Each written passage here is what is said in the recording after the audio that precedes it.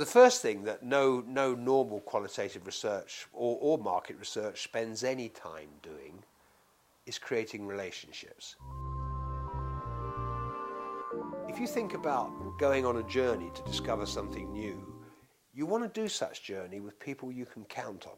I don't do any workshops less than 3 hours in length, so I would always take at least 20 to 30 minutes, and sometimes longer than that, on creating relationships.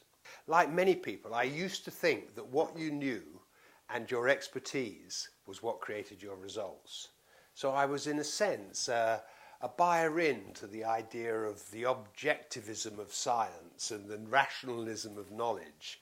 But as I worked through the years, what I began to find is that only where I created rich and intriguing relationships did I really start to get insight.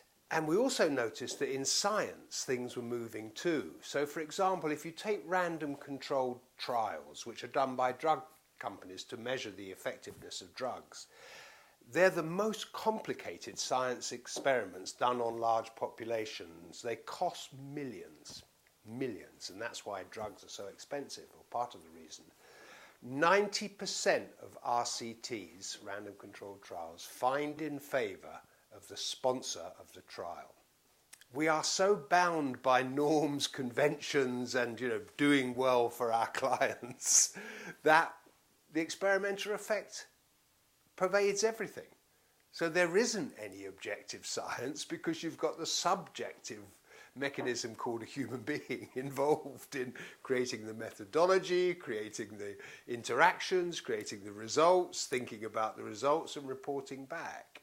So what I say is that let's embrace the subjective and work with relationships and bring them into our studies. So really these are the three conditions for establishing the kind of depth of relationship that you need to do insightful inquiry.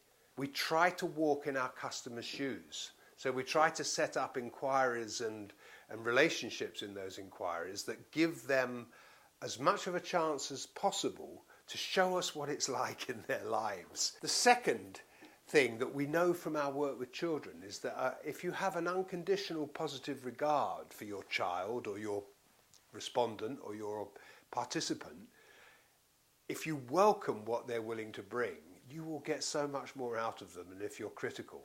And the third point is to be real and dependably authentic yourself.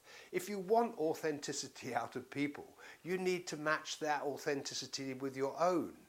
Not playing games, not tricking people, not withholding things from them.